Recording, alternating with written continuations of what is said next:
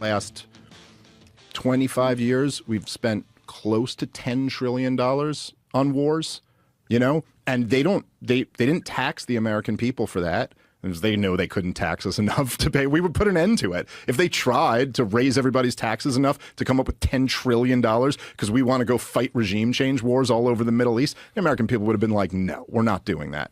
But they didn't do that. They kept taxes where they were. I think they even cut some rates during those years, the top rates. And then they borrowed the rest, and they still couldn't borrow enough, so they just print the money. And then essentially what happens is that the price of everything just goes up and up and up. And you just put more money into the system, and then people start looking around and going like, geez, why is the price of housing and healthcare and energy and childcare totally unaffordable? And the answer is because you're paying for the war in Iraq. And nobody... Partially true. Partially. Yeah. It is, but I don't feel comfortable discussing modern monetary theory without Steve here in this regard, because I don't understand it all well enough. But he's definitely getting to the same point, is that we're wasting all of our resources on war. We are.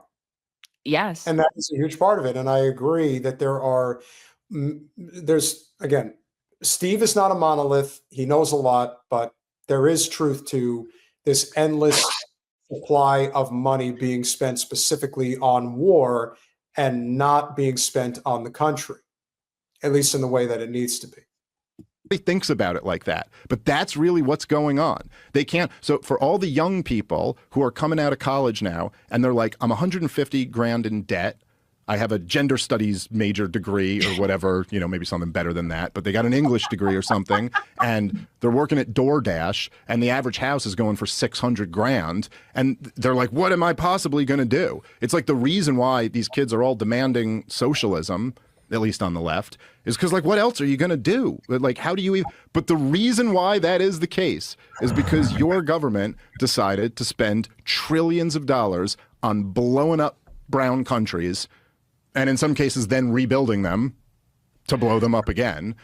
I mean, this is the actual cost of the thing. And I feel like it's almost nobody outside of like the Ron Paul libertarians, the Austrian economics guys, almost nobody else ever makes this connection.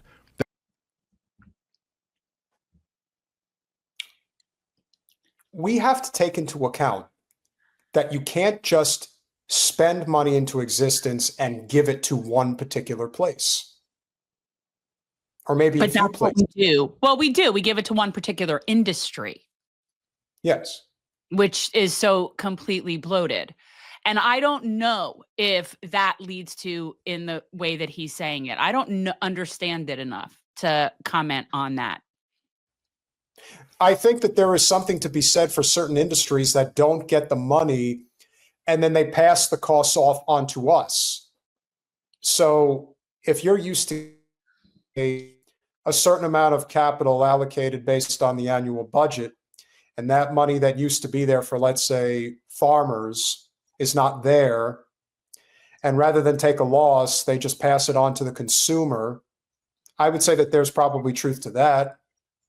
Well, yeah, and I think like well, what he's basically saying is the amount of money that we've pumped into the war industry has affected the costs of everything else based on that much money in the system. And I am not somebody who can comment on that. That's why I defer to my friend Steve Grumbine on this. Oh, we both do. But it's like, this is the deal. You can't be a world empire without having a central bank that can print money for you, because otherwise it just doesn't work. Resources are finite and you'll run out of them. And so you can't. That is true. That is absolutely correct. But there's only like 8 countries in the world that can do that. Do that without having this monetary system. But the cost of this monetary system is that prices always go up and up and up and up. And that rigs the entire economy against the working class and the middle class in favor of the rich. It's just the way it is. When the value of assets is going up and up and up and up, that's great if you own stuff. That's great Yep. if you own stuff and you're selling it. If you got $1 billion in the bank, inflation is your best friend. But if you're on a fixed income or you're a working class person, it just destroys you. You're fucked. Dave Smith. He's not right about everything, but he's right about a lot of things. And he's right about this. Well, but that's capitalism doing exactly what it's supposed to do. Yeah. Eventually, the saying that uber capitalists always like to have is the problem with socialism is eventually you run out of other people's money. The truth is, the problem with capitalism is that eventually you run out of people to exploit.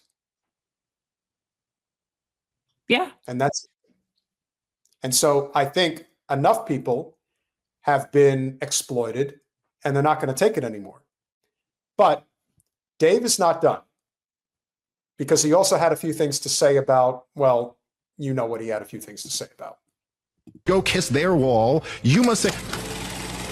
The relationship between the US government and the Israeli government is so freaking bizarre that once you see it, and once a whole generation of young people see it, it's like impossible for them to unsee it. The idea that it's just accepted as normal, that the politicians for your country must worship this other country, and you're like, so what, did that other country like beat us in a war and they're occupying us now? And you're like, no, you're the superpower. They're your welfare country. But yet you must go kiss their wall. You must say, Tammy Bruce from the State Department, where she goes, we're the greatest country in the world. Well, second greatest to Israel.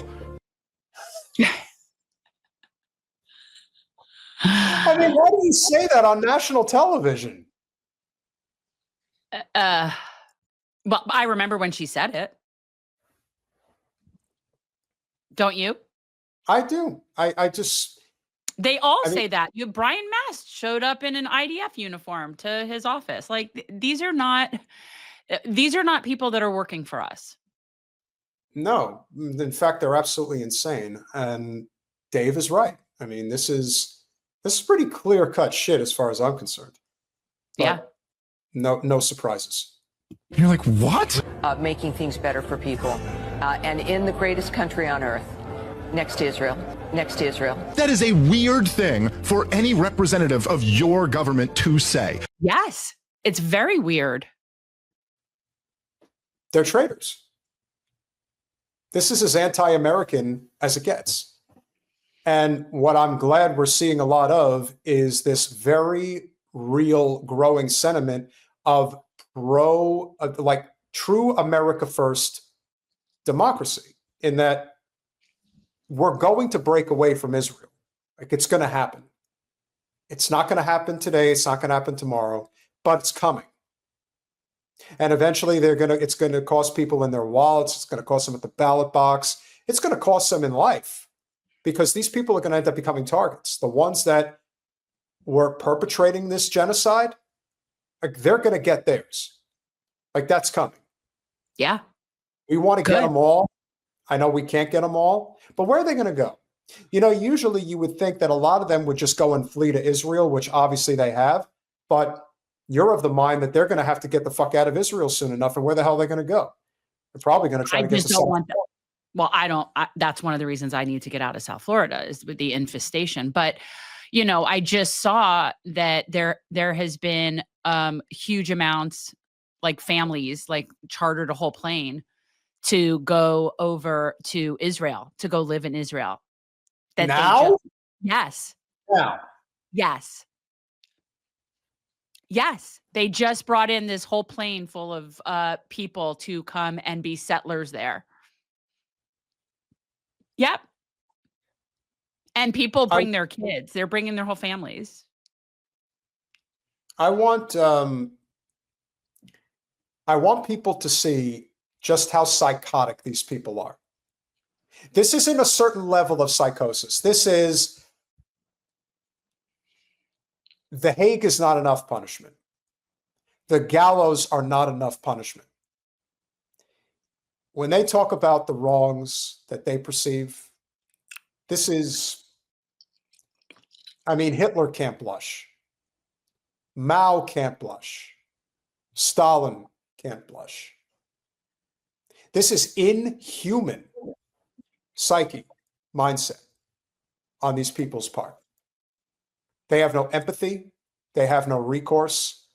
They are irredeemable psychopathic animals. Yeah. So where are they going to go? I don't know. Where is this girl gonna go? אז ראיתי שביבי נתניהו ביקש סליחה. אז אני רוצה להגיד תודה לחיילים שלנו שפוצצתם את הבית חולים. ככה עושים, ככה נלחמים. אין עליכם בעולם. שתדעו לכם, וואלה, רוב עם ישראל שולח לכם נשיקות וחיבוקים ואומר לכם תודה ענקית. כי אנחנו רוצים לכבוש, ואנחנו רוצים לנצח, ואנחנו רוצים להיות אסטרטגיים וחסרי רחמים מול האויב שלנו. אנחנו רוצים להתיישב בעזה, ובזכות חיילים כמו... We want to settle in Gaza, and thanks to soldiers like you, we will make it happen. The second that the United States is not funding this is the second that women like her are going to be dragged into the street and shot in the back of the head, because that's what's coming. They are so convinced that we will not pull back from supporting them. They have no reason to not think that. We've given them every look. They've have complete impunity. They're doing what they're doing. Clearly, there's no recourse. So why would they think there would be? Well, not today, but soon. Not until we're done. Well, you know, and this is why I cheer for BRICS. I mean, at the end of the day, Israel will cease to exist when we are no longer the world's hegemon. And right now, it looks like those two things are definitely on the horizon. So that's just the way it is. I just don't want this bitch to come live near me. I doubt that she, well. Let me tell you, man. The next thing I know is she'll show up in my Pilates studio with the rest of them. I doubt it. She needs to go to an aerobics class. You have, see. אוכם, עוד נעשה את זה. אשריכם ישראל, תודה רבה. תמשיכו לבצע את הפקודות האמיתיות שצריך לבצע. לא לשבור מצלמות, לשבור את האנשים. יאללה, לחיים לחיים. בקרוב, בעזרת השם, נשב על אדמת עזה היהודית. No such thing. God, I tell you, their language is so ugly. It is. It sounds like but I don't like the way. But see, I don't like the way German sounds either, and so it just sounds angry and harsh, and so does. It's not my favorite. I prefer love languages. But their language, it sounds like they're trying to hawk something up out of their throat. It's like something stuck. They are.